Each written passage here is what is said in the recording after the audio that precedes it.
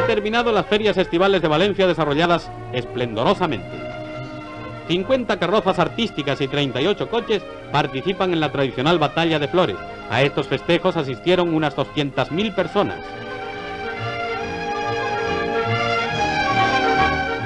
El premio extraordinario se otorgó a la carroza de la Junta Central Fallera. Y el primero se concedió a la carroza presentada por la Falla de la Plaza del Mercado. En total se otorgaron 25 galardones para carrozas, más otros tantos para coches ligeros.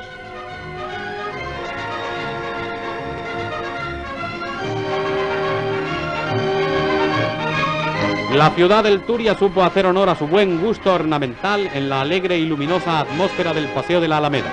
El premio segundo lo recibió la titulada Realeza, que iba tripulada por la reina de los Juegos Florales y su corte de honor.